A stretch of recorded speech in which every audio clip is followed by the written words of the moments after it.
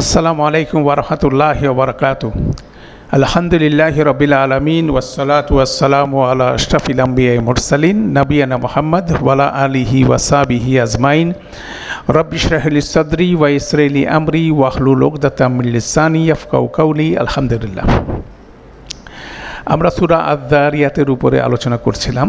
তো আজকে আমরা একটু লম্বা সেকশন কভার করব। মূলত আমরা 5-6 আয়াত থেকে শুরু করে প্রায় 14 নম্বর আয়াত পর্যন্ত আমরা দেখার চেষ্টা করব ইনশাআল্লাহ।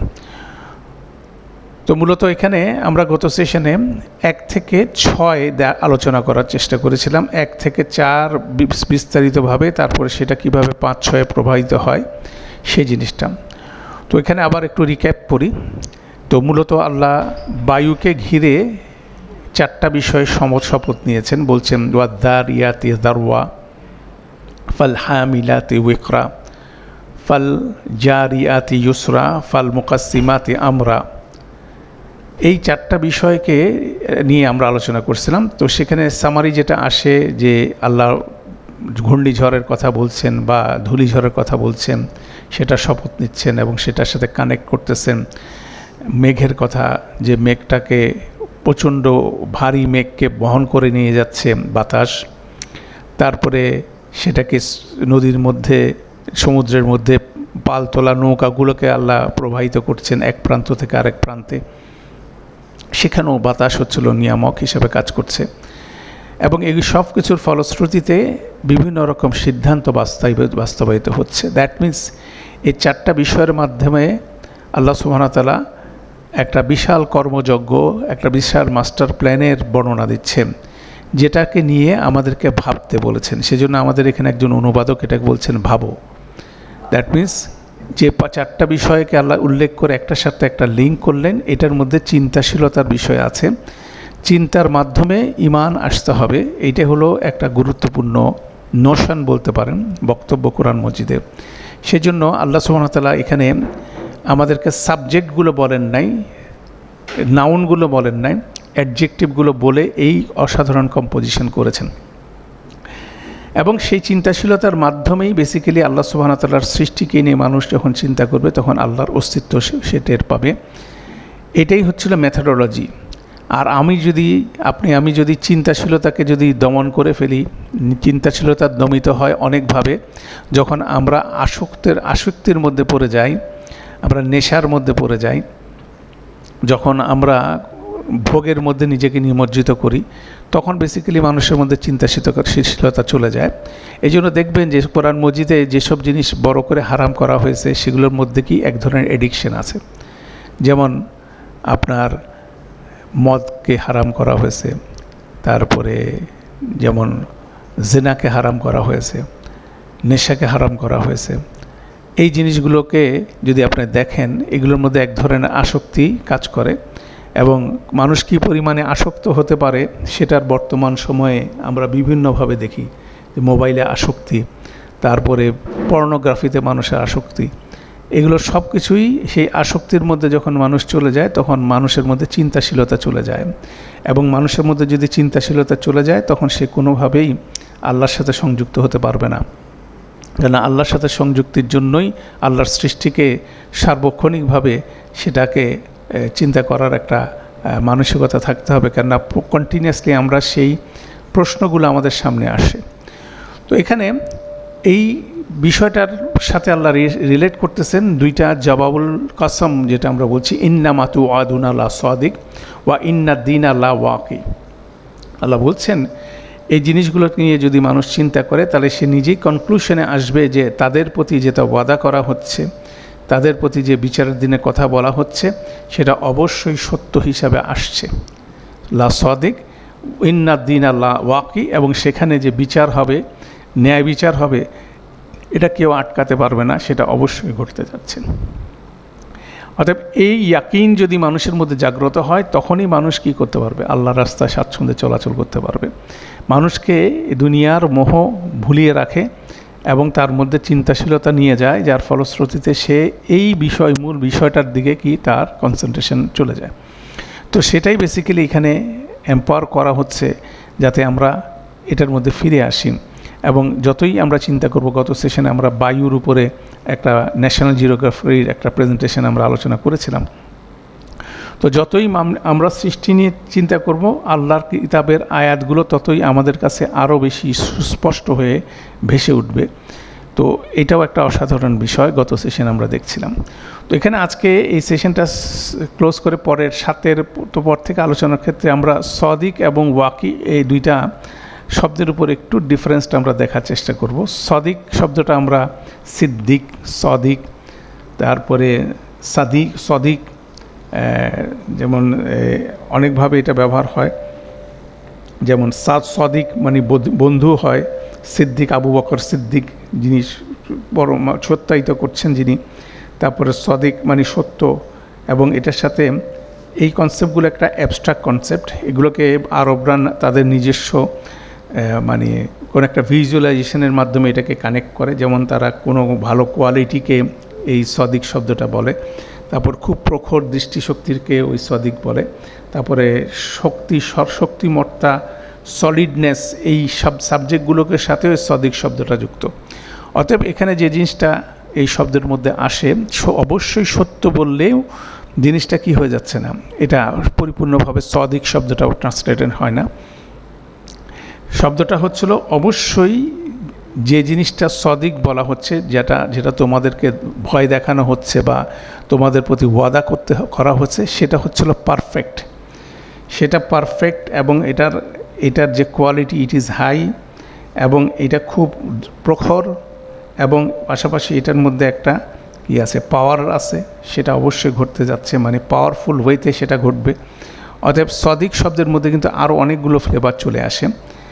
পাশাপাশি ওয়াকি শব্দের মধ্যে সেই জিনিসটাতে বলা হচ্ছে, ওয়াকি শব্দের অ্যানালাইসিসগুলো থেকে যে জিনিসটা আসে সামারি হচ্ছিল কোনো কিছু উপর থেকে পড়া, ধরেন বৃষ্টিপাত, প্রথম বৃষ্টিপাত, সেটার সাথে কারেক্ট হচ্ছে কোনো কিছু ধারালো জিনিস, কোনো কিছুর উপরে ধারালো জিনিস কিছু পড়া, তারপরে সেটাকে সেটেল ডাউন হয়ে যাওয়া, এবং এমনভাবে পড়া এটাকে কেউ এড়াতে পারবে না। এটার মধ্যে সলিডনেস এবং টাফনেস আছে। ওয়াকি শব্দটার মধ্যে যে জিনিসটা বোঝা হচ্ছে যে বিচারটা হবে সেটা এমনভাবে আসবে, যেমন এখানে বলা হচ্ছে ন্যায় বিচার অবিসম্ভাবী ওয়াকি শব্দটাকে ট্রান্সলেশন হচ্ছে, দ্যাট মিনস এটাকে এড়ানোর কোনো সুযোগ নেই, এই বিচারকে এড়ানোর কোনো সুযোগ নাই।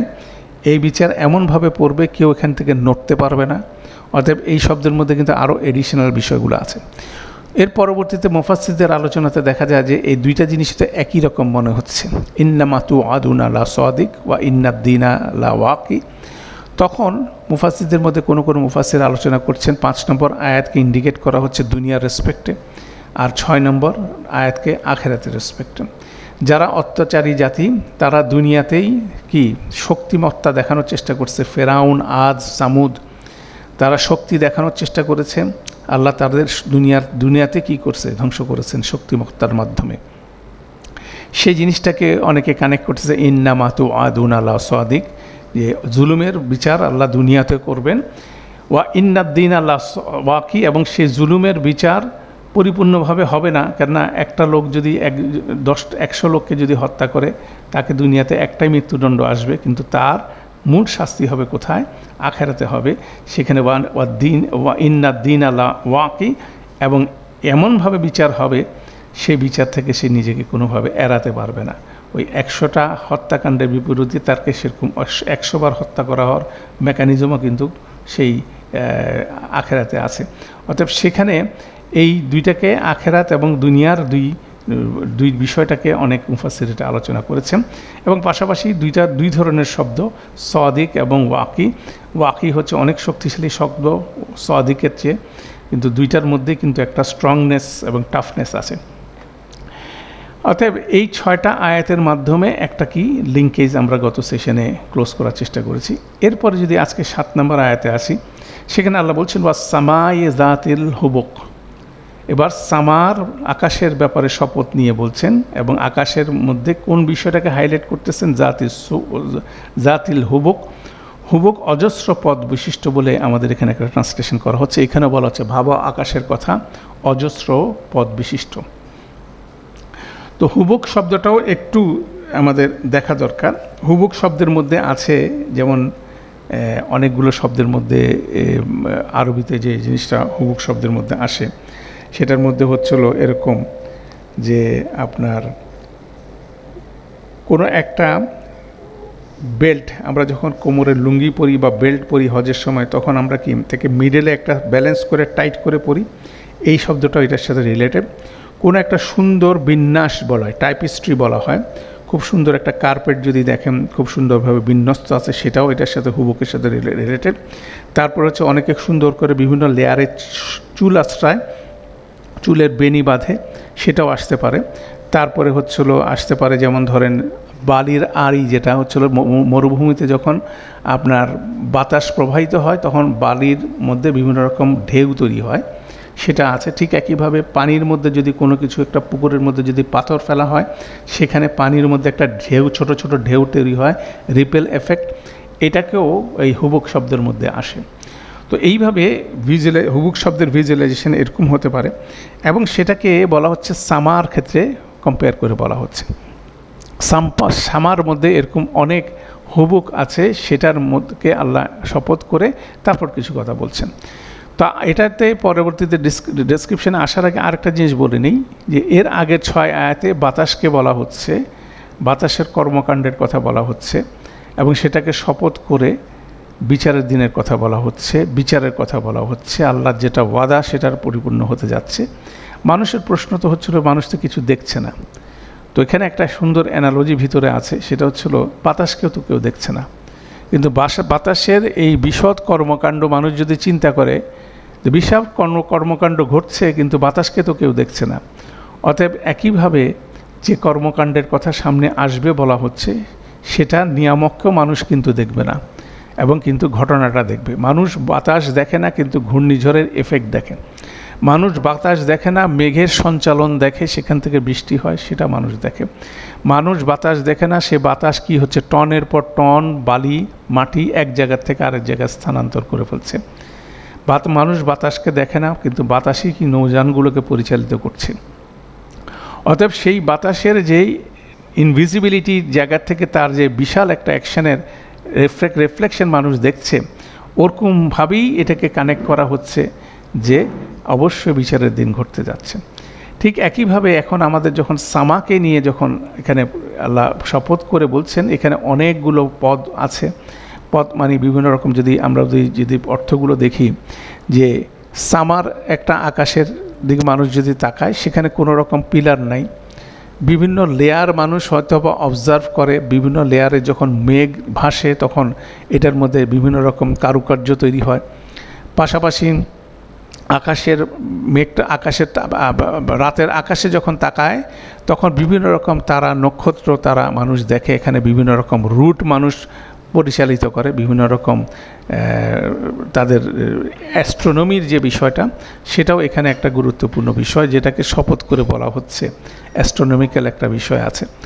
অতএব দেখা যাচ্ছে আকাশের মধ্যে ডিফারেন্ট ভ্যারিয়েশনস আছে, এটা হলো মূল অ্যাসপেক্ট।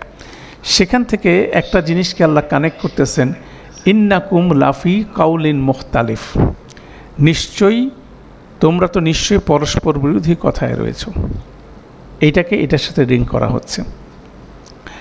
দ্যাট মিনস আমাদের যে ডিফারেন্স অফ অপিনিয়নগুলো আমরা নিয়ে থাকি, আমরা নিয়ে যে চলি, সেটাকে আকাশের মাল্টিপল রুটের কথা, বালির আড়ির যে বিভিন্ন রকম ঢেউয়ের কথা, এবং পুকুরের পানির মধ্যে যখন পাথর ফেলা হয় সেখানে যে পানির যে রিপেল এফেক্ট, এরকম যে ডিফারেন্ট ওয়ে এবং ডিফারেন্ট অর্গানাইজড ওয়েও আমার কাছে মনে হচ্ছে, এরকম অর্গানাইজড ওয়েতে, লজিক্যাল ওয়েতে আমাদের অনেকগুলো পথে আমরা কী করতেছি, তর্ক করে চলছি। সেজন্য আকাশের সেই বিভিন্ন পাথওয়ের কথা বলা হচ্ছে, যেটা মানুষের সামনে সে যে কোনো জায়গা থেকে মানুষ দেখতে পারে, যেখানে এখানে অনেক রকম ভেরিয়েশনস আছে। তো সেই জায়গার মধ্যে মানুষও কী করতেছে, ইন্নাকুম নিশ্চয়ই তোমরা, লা অবশ্যই, ফি কাউলিন মুখতালিফ, তোমরা পরস্পর বিরোধী কথার মধ্যে বিভিন্ন রকম ভাগে বিভক্ত হয়ে তোমাদের নিজস্ব লজিক্যাল স্ট্যান্ডিংয়ের মধ্যে তোমরা চলছো। এটাকে যদি আপনি বলেন তাহলে দেখবেন যে সবারই একটা ধর্মমত আছে। ইভেন কি যদি ইসলামের মধ্যেও যদি আপনি দেখেন 72 ফেরকা, 73 ফেরকা, যত ফেরকা যদি দেখেন, আপনি যদি তাদের কথা প্রত্যেকের কথা দেখেন, প্রত্যেকে কিন্তু কোরআন মজিদ থেকে বিভিন্ন আয়াত নিয়ে আপনাকে কিন্তু ব্যাখ্যা করে যাচ্ছে। আমি যদি একটু কম জ্ঞানী হয়ে থাকি, আমাদের যদি পূর্ব অভিজ্ঞতা না থাকে, আপনাকে প্রাথমিক অবস্থায় সবাইকে কি মনে হবে? লজিক্যাল মনে হবে। কিন্তু সবাই তো লজিক্যাল না। আপনার আমার লজিক বুঝতে একটু অসুবিধা হচ্ছে, সেই জন্য আমাদের কি লাগতেছে, আমাদেরকে মনে হচ্ছে সে হয়তো বা কারেক্ট, ঠিক আছে, সে হয়তো বা কারেক্ট। যেমন সাম্প্রতিক সময় আমি এরকম একটা গ্রুপের ইসলামিক কোরআন নিয়ে বিশ্লেষণ করে সেরকম একটা গ্রুপের বিশ্লেষণ আমি দেখছিলাম। তো ওনারা যেভাবে উপস্থাপন করছে, অনেকেই সেটার প্রতি আকৃষ্ট হচ্ছে, কিন্তু আমি তাদের যে বিশ্লেষক, তার বিশ্লেষণের বিষয়গুলো আমার কাছে ধরা পড়ছে। যেমন ধরেন, তিনি নাস বলতে, মানুষ বলতে মানব জাতি বলতেছেন। সমস্ত কোরআন মজিদের সমস্ত নাসের অর্থ হচ্ছিল কি? মানব জাতি। আর নাস বলতে মানব জাতি বলছেন। অতএব উনি সব জায়গায় নাসকে মাসাবাতান লিন নাস বা আমনা, আমরা এই বাইতুল্লাহকে কি করেছি? মানুষের মিলনস্থল করেছি। তখন উনি বলতেছে মানুষের মিলনস্থল করছে, তাহলে সমস্ত মানুষ হজ করবে কেন? শুধুমাত্র মুসলিমরা হজ করবে। He is arguing in that fashion. যেমন মানুষ, তাহলে সব জায়গায় আর নাস হচ্ছে মানুষ, এটা ওনার লজিক কোরআন মজিদে। হোয়ারেলস উনি যখন বাইতের কথা বলছেন, বাইত মানে ঘর, বাইতুল্লাহকে ইন্ডিকেট করে বিভিন্ন জায়গায় আল্লাহ বাইতের কথাটা বলছেন, আল বাইতের কথা বলছেন, কিন্তু তিনি আল বাইতকে ঘর হিসাবে ট্রান্সলেশন না করে ওনার মতো করে অন্য কিছু ট্রান্সলেশন করতেছেন। মানুষ যেটা সবাই জানে যে বাইত মানে হচ্ছে ঘর, প্রাইমারি অর্থ, ওই অর্থটা বাদ দিয়ে অন্য কিছুর মাধ্যমে ওনার কিছু এজেন্ডা আছে, সেগুলো উনি কী করতেছে? বাস্তবায়নের জন্য ওনার মতো করে ব্যাখ্যা করছেন। তাহলে বিষয়টা হচ্ছিল এরকম যে কোরআন মজিদে একটা শব্দ ব্যবহৃত হয়েছে বিভিন্ন কনটেক্সে, এটার বিভিন্ন একটা সাধারণ অর্থ আছে, মাল্টিপল অর্থ হতে পারে। যেমন ধরেন, আপনাকে আমি যদি বলি অর্থ, একটা বাংলা শব্দ, এই অর্থ শব্দটা কতভাবে ব্যবহার করি আমরা? টাকা পয়সার ক্ষেত্রে অর্থ ব্যবহার করি, আবার কোনো কিছুর মানে তোমার কথার কোনো অর্থ নাই, অর্থবিত্ত ছাড়া কিভাবে চলবে মানুষ? তাহলে দুই জায়গায় যখন আমি অর্থ শব্দটা ব্যবহার করলাম, আপনার কি বুঝতে অসুবিধা হয়েছে? কোথায় আমি এটাকে বললাম টাকা পয়সা, কোথায় বললাম মানে? তাহলে এরকমভাবে যদি আপনি আরবি ভাষাটা যদি ইনডেপথ আমরা যদি না বুঝি বা বোঝার যদি চেষ্টা না করি, আমাদের মতো করে উই ক্যান এক্সপ্লেইন আমাদের নোশান অনুযায়ী আমরা কিন্তু এক্সপ্লেন করতে পারি। আপনি যে কোনো একদিকে এটাকে নিতে পারেন, আমি আপনার যদি কোনো রকম নিয়ম না মানি বা ইনডেপথ অ্যানালাইসিস না করি। তো ঠিক একইভাবে এই জিনিসটা যদি আপনি বলেন, তো এই জিনিসটা কিন্তু ঐতিহাসিকভাবে ঘটে আসছে। আমি জাস্ট একটা এক্সাম্পল দিলাম। আমাদের ভিতরে যে ইখতলাফ আছে, বিভিন্ন রকম ইখতলাফ, আমাদের মধ্যে যে মতবিরোধ আছে, সেই মতবিরোধ নিয়ে ঘুরছি এবং বিভিন্নভাবে প্রত্যেকের একটা লজিক্যাল স্ট্যান্ডিং নিয়ে আমরা ঘুরছি, এবং এটার মধ্যে আমরা নিমজ্জিত আছি। যেমন ডিফারেন্ট পাথওয়ে আকাশে আছে, হ্যাঁ। তো সেখানে যদি আপনি দেখেন, পরকাল সম্পর্কে যদি আপনি কনসেপ্টে আসেন, পরকাল সম্পর্কে এক একজনের এক এক ধারণা। মরে যাওয়ার পরে আমি পাখি হয়ে যাব, ধান শালিক হয়ে যাব, মরে যাওয়ার পরে আমি কি হয়ে যাব? মাটি হয়ে যাব, মরে যাওয়ার পরে আমি আবার ফিরে আসব আরেকভাবে। মানে এক একজনের এক এক রকম কনসেপ্ট, কিন্তু ডিফারেন্ট অফ অপিনিয়ন তোমাদের আছে।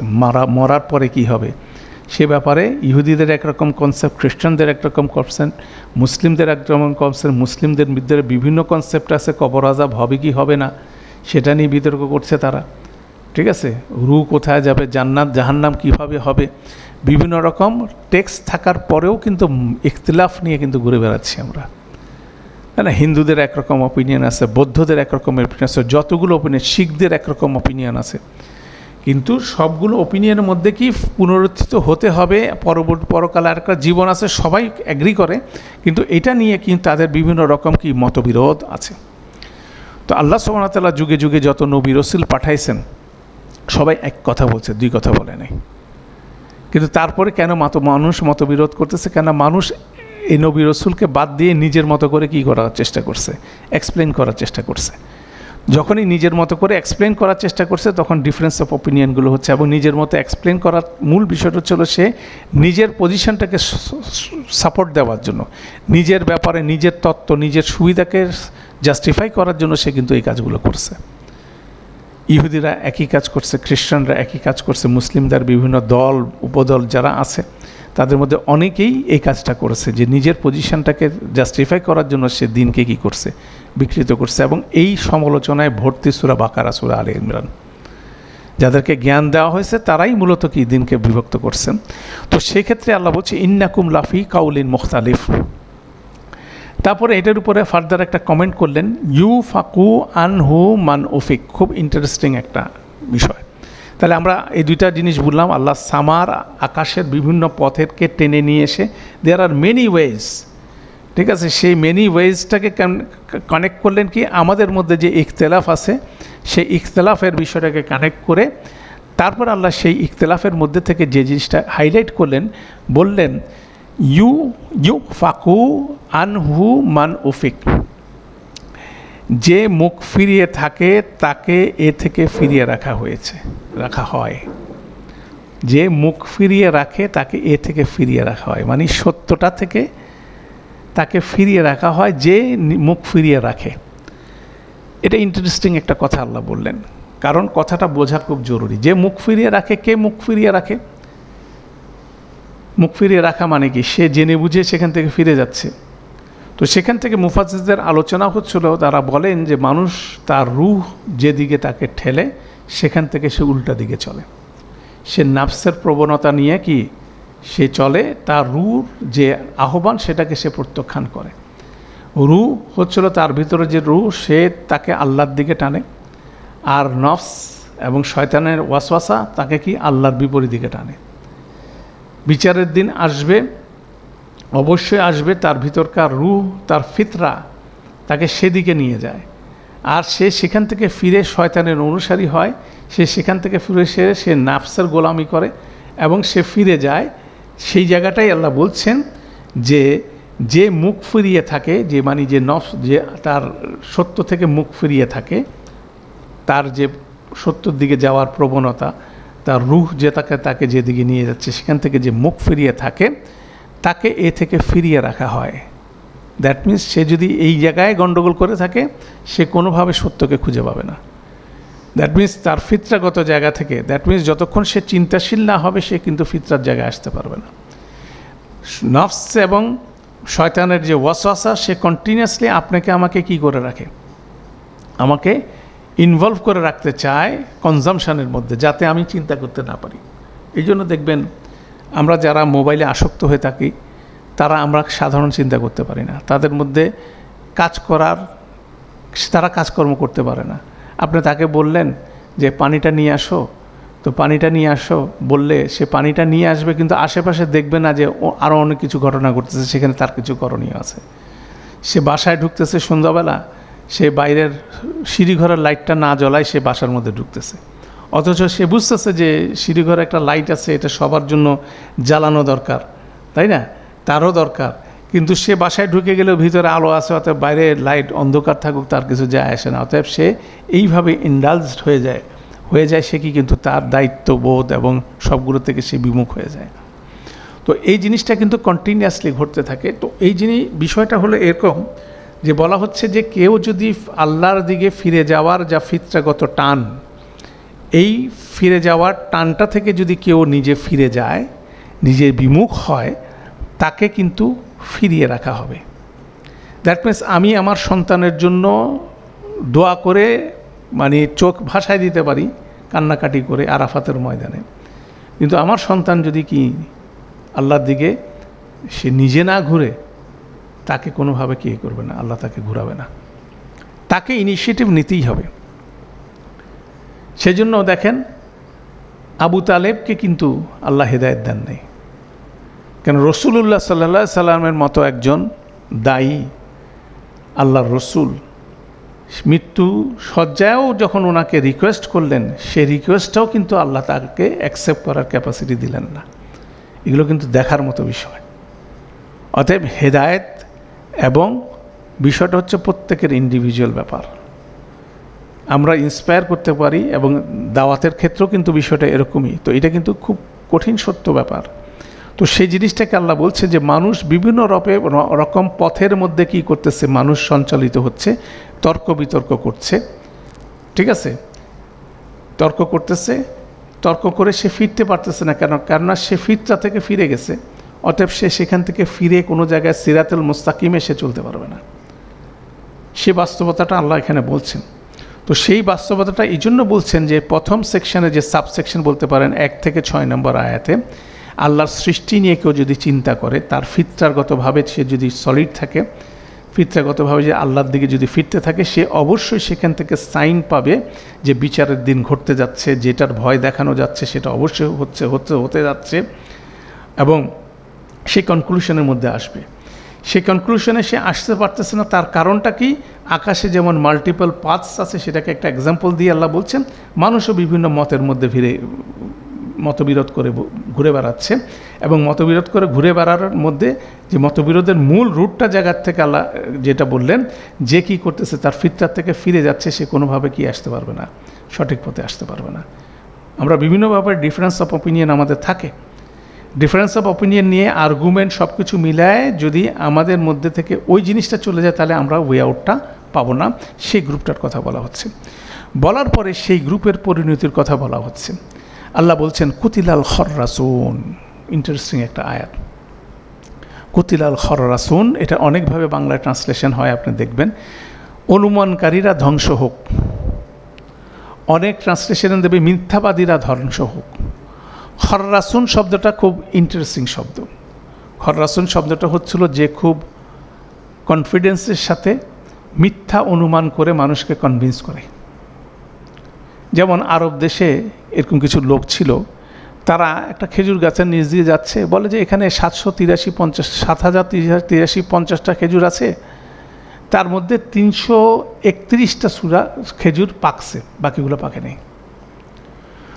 ও এইভাবে স্ট্যাটিস্টিক্স নিয়ে যখন সে কথাগুলো বলছে, পুরাটাই কিন্তু মিথ্যা, কিন্তু এমন কনফিডেন্সের সাথে বলতেছে যে সে জানে সেটা কি করছে, অনুমান করছে না, সে একটা মিথ্যা অনুমান করে কি করতেছে, একটা মিথ্যাকে এস্টাবলিশ করার চেষ্টা করতেছে। কুতিলাল খররাসুন। তাহলে এখানে দেখেন যে যারা পরস্পর বিরোধী আর্গুমেন্টের মধ্যে খুব শার্পলি ডিবেট করছে, তাদের মধ্যে এই ধরনের লোক আছে, যারা কনফিডেন্টলি একটা মিথ্যা কথাকে তারা এস্টাবলিশ করতে পারে। তার মধ্যে বাগ্মিতা, তাকে যে সুন্দর করে কথা বলার ক্যাপাসিটি আল্লাহ দিয়েছেন। যারা সাধারণত ধর্মীয় লিডাররা কি থাকে, সুন্দর করে কথা বলেন। আমরা সুন্দর করে কথা যিনি বলেন তার প্রতি আকৃষ্ট হই। তিনি বিভিন্ন স্ট্যাটিস্টিক নিয়ে এসে বলেন, আপনাকে দুধ খেলে আপনি মরে যাবেন, বয়স হলে আর দুধ খাওয়া যাবে না, বয়স হলে ওটা খাওয়া যাবে না, এটা খাওয়া যাবে না। অনেক নিউট্রিশনিস্ট আছে, দেখবেন ইন্টারনেটের যুগে অনেক রকম ফিতনা তৈরি হয়েছে। ডাক্তারি সায়েন্সের দিক থেকেও দেখা যাচ্ছে যে খুব কনফিডেন্টলি আপনাকে অনেক স্টোরি বলতেছেন, স্টোরি বলে উনি আর একটা মতবাদ উনি প্রচার করতেছেন, ওনার কিছু ওষুধ বিক্রি করতেছেন উনি। কুতিলাল খররাসুন, খররাসুন হচ্ছে এই ধরনের একটা অ্যাট্রিবিউটস তাদের মধ্যে আছে। তারা কি করে, বিভিন্ন ডিফারেন্স অফ অপিনিয়ন, বিভিন্ন গ্রুপকে তারা লিড করে, ঠিক আছে, বিভিন্ন গ্রুপকে তারা লিড করে কনফিডেন্সের সাথে আপনার মধ্যে প্রোপাগান্ডা চালাচ্ছে এমনভাবে যে তারটা আপনার কাছে মনে হচ্ছে কি এটাই সত্য। তাদেরকে আল্লাহ বলতেছেন খররাসুন। খররাসুন। এখন অনুমানের মানদণ্ড অবশ্যই জ্ঞান হবে। জ্ঞানের মূল জায়গা হচ্ছে কোরআন মজিদ। কোরআন মজিদের রেসপেক্টে হবে। এখন কোরআন মজিদ যদি আমি নিজের মতো করে অনুবাদ করে যদি ব্যাখ্যা করার চেষ্টা করি, আপনি পুরো অনুবাদটা দেন, আপনি ধরা খাবেন। এটা আমি সবসময় দেখার চেষ্টা করি যে কোনো একজন ব্যক্তি যদি কোরআনের কোনো একটা অংশ নিয়ে ভিন্ন ব্যাখ্যা করে থাকেন, তার ফুল ট্রান্সলেশনটা আমার দরকার। তিনি একটা আয়াতের বিভিন্ন ব্যাখ্যা দিয়ে অনুবাদ করতে পারেন, এখন তার ফুল ট্রান্সলেশনটা দেখতে হবে সে আন-নাসকে কোথায় কীভাবে ট্রান্সলেশন করছেন। ওই যে একটু আগে আমি যেটা একটা এক্সাম্পল বললাম না আপনাকে, যে সে তার নিজস্ব এজেন্ডা বাস্তবায়ন করার জন্য আন-নাসকে সব জায়গায় মানবজাতি সে ট্রান্সলেশন করছে। আর বাইতের মতো একটা শব্দ যেটার সাধারণ অর্থ ঘর, কিন্তু সে ঘর অর্থটা সে নিচ্ছে না, সে অন্য অর্থ সেখানে দিচ্ছে, নিজে কিন্তু কন্ট্রাডিক্টরি পজিশনে পড়ে গেছে। তো বাইত শব্দটা কোরআন মজিদে অনেক জায়গায় আসছে, আর নাস শব্দটা বিভিন্ন জায়গায় আসছে। এখন সে গুটি কয়েক আয়াত নিয়ে সে এই ব্যাখ্যাটা করে আপনাকে ইনফ্লুয়েন্স করার চেষ্টা করতেছে, বলার চেষ্টা করতেছে বাইতুল্লাহ বলতে কোনো কিছু নাই, মসজিদুল হারাম বলতে কিছু নাই, আমরা যে হজ পালন করি এগুলোর কোনো মিনিং নাই, এগুলো ইউজলেস জিনিস। সে আপনাকে লজিক্যালি অ্যাপ্রোচ করতেছে তার মতো করে ব্যাখ্যা করে, ঠিক আছে না, তার মতো করে অনুমান নির্ভর, সেও কিছু কিছু অনুমান করতেছে। এখন অনুমানটা কে, আপনি কার অনুমানটা বা কার ব্যাখ্যাটা নেবেন? সেজন্য আল্লাহ কোরআনের সাথে কী পাঠাইছেন? রসুল পাঠাইছেন। আপনি আমি যাতে নিজের মনের ইচ্ছা মতো যদি এই কিতাবকে ব্যাখ্যা না করতে পারি, সেজন্য রসুলের সুন্নাহ ইজ ভেরি ইম্পর্ট্যান্ট। যদিও রসুলের সুন্নাহর মধ্যে কি আছে, লক্ষ লক্ষ জাল হাদিস আছে, সেটা দিয়ে আপনি রসুলের সুন্নাহকে কী করতে পারেন না, ডাস্টবিনে ফেলতে পারেন না, কিন্তু অনেকে সেটা ফেলে দেওয়ার চেষ্টা করতেছে, তাই না? তাহলে কোরআনের যেহেতু রসুলের মাধ্যমে, একজন রসুলের মাধ্যমে 23 বছর ব্যাপী এই কোরআন মজিদ নাজিল হয়েছে।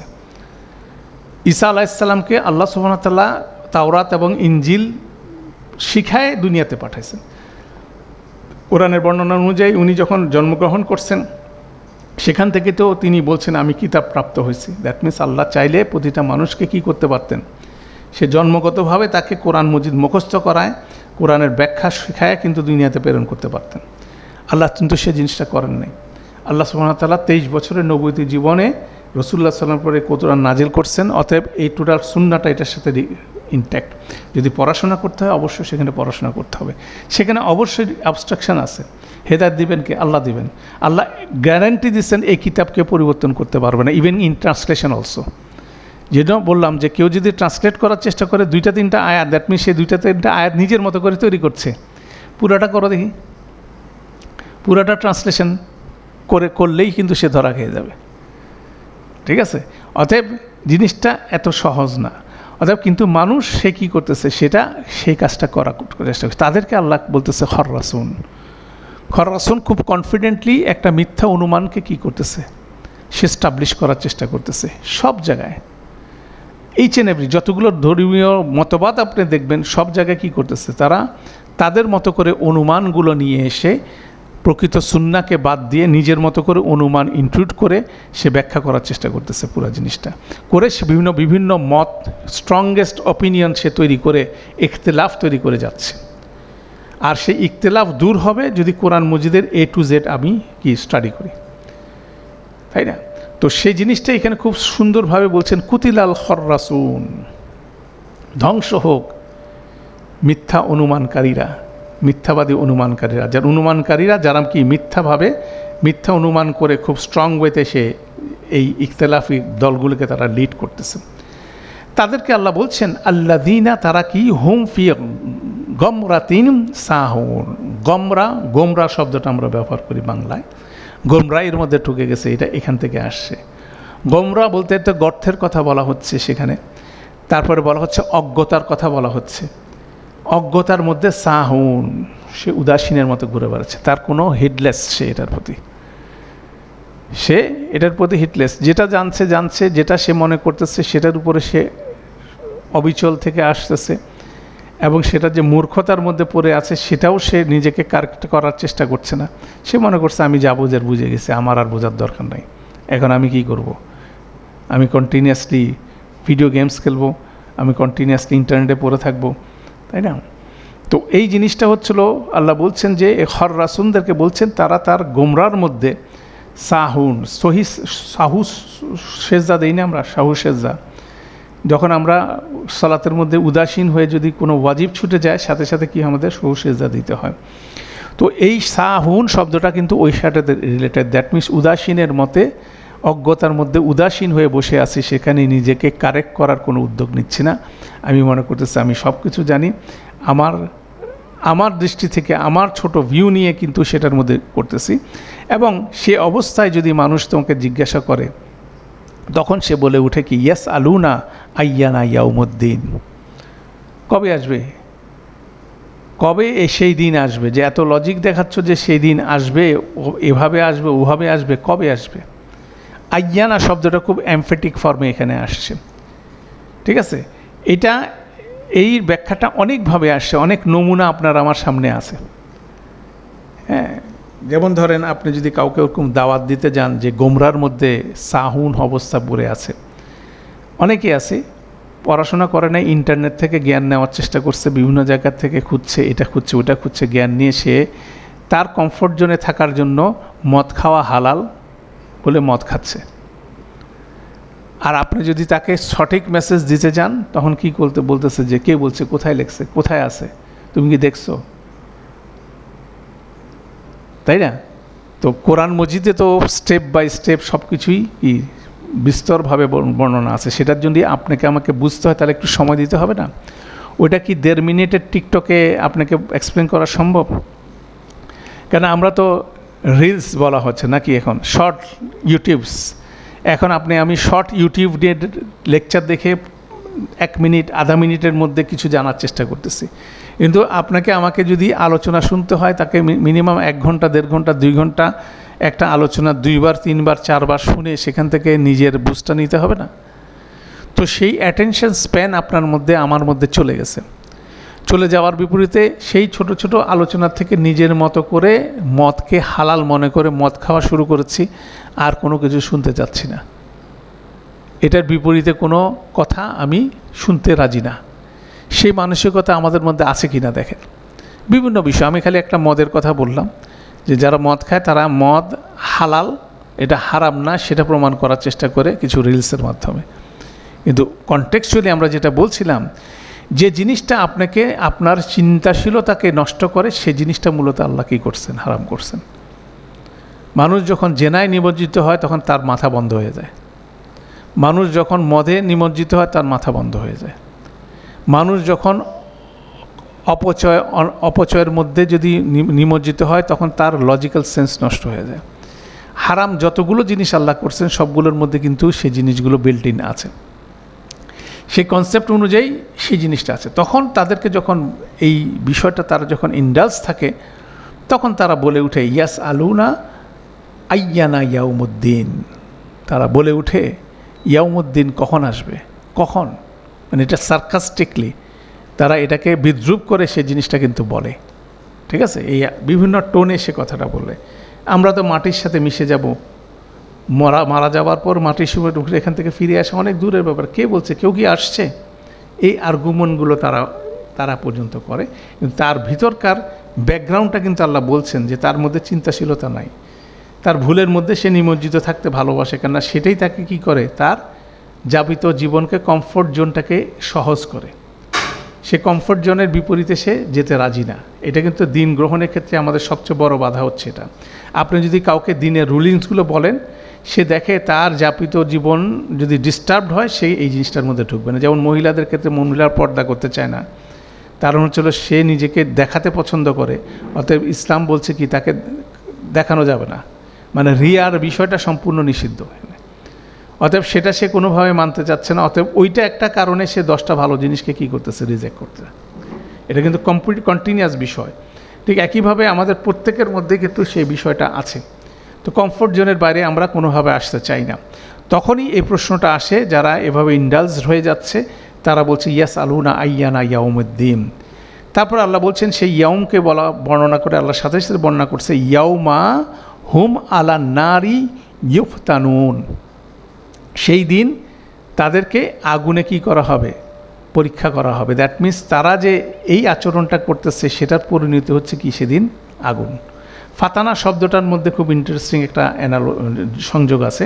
যেমন স্বর্ণকে যখন এটার মধ্যে থেকে আসল স্বর্ণটা বের করে নিয়ে আসতে হয় তখন কি করা হয়, এটাকে হিট তাপে, প্রচণ্ড তাপে দেওয়া হয়, তখন কি এর মধ্যে থেকে যে খাতগুলো থাকে এগুলো আলাদা হয়ে যায়, স্বর্ণটা আলাদা হয়ে যায়। এটা হচ্ছিল গোল্ড টেস্টিংকে ফাতানা বলা হয়, আরবরা সেই শব্দটা ব্যবহার করছে। এখানেও আল্লাহ সুবহানাহু ওয়া তাআলা ফিতনা শব্দটা ব্যবহার, ইউফতানুন শব্দটা ব্যবহার হচ্ছে, ফাতানুন এই রুটের শব্দটা ব্যবহার করা হচ্ছে। তাদেরকে নারীর উপরে পরীক্ষা করা হবে। দ্যাট মিনস তারা যে এইখানে ইয়াস আলুনা আইয়ানা ইয়াউমুদ্দিন বলছে, সেদিন এটার পরিণতি হিসেবে তারা কোথায় পড়বে, সেই নারের মধ্যে, ফিতনার মধ্যে পড়বে। জুকু ফিতনাতাকুম, তোমরা যে ফিতনা তৈরি করছো, তোমরা যে অত্যাচার করছো সেটার স্বাদ আস্বাদন করো, তাদেরকে বলা হবে। আল্লাহ সেকেন্ড পার্সেন্ট এখানে তাদের সাথে কথা বলছেন, জুকু ফিতনাতাকুম হাযাল্লাযী কুনতুম বিহি তাস্তাজিলুন, এইটাই সেই বিষয় যেটা তোমরা চ্যালেঞ্জ করতে। আইয়ানা ইয়াউমুল কিয়ামা, আইয়ামা ইয়াউমুদ্দিন, একই শব্দ আপনি কোরআন মজিদে বিভিন্ন জায়গায় পড়বেন। তারা বলে কিয়ামতের দিন কবে, বিচারের দিন কবে, ঠিক আছে, সেই জিনিসটার কথা বলছে। এবং নিয়ে আসো দেখি এই শব্দটা হচ্ছে কি তাস্তাজিলুন, আজালা শব্দ থেকে আসছে।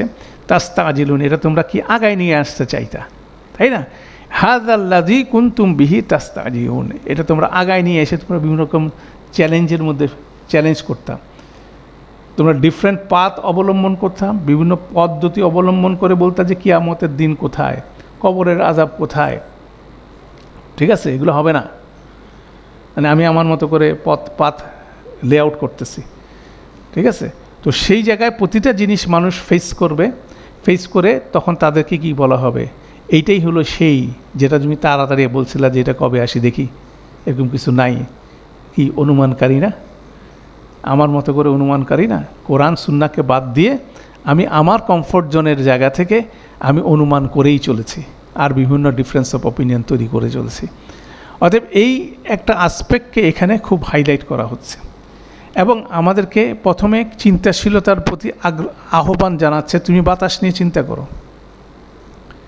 লজিক্যালি চিন্তা করো, বাতাস কিভাবে টোটাল বিষয়গুলোকে বাতাসের মাধ্যমে আল্লাহ কী করতেছে, ওনার আমরগুলো বাস্তবায়িত করছেন, একটা মাস্টার প্ল্যানের মাধ্যমে আসছে, ঠিক আছে? সেই মাস্টার প্ল্যানের মাধ্যমে কিন্তু কোরআন মজিদও আসছে, আল্লাহর মেসেজও আসছে, সেখানে মেসেজে বলা হচ্ছে বিচারের দিন কীভাবে আসবে, টোটাল ডিটেল ডেসক্রিপশন আছে।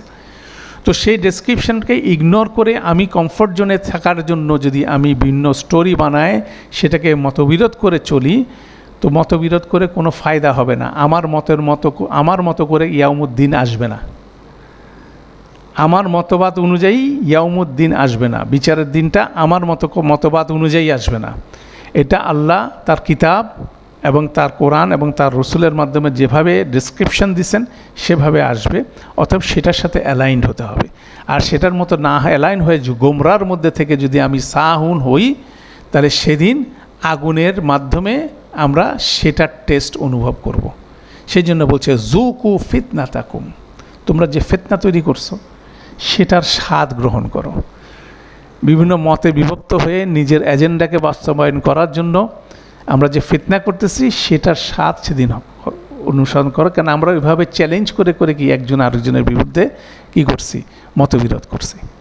আপনি দেখবেন এখনকার ইউটিউবের জগতে দেখতে পারেন যে আমাদের ওলামারা বিভিন্নভাবে বিভক্ত, আর কন্টিনিউয়াস একজনের সাথে একজন কি চ্যালেঞ্জ কী করতেছে, চ্যালেঞ্জ দিচ্ছে, কিন্তু নিজেরা বসে নিজেদের যার যে জ্ঞানের সীমাবদ্ধতা সেটাকে ওভারকাম করে এক সিরাতুল মুস্তাকিমে আসতে পারতেছি না আমরা, তাই না?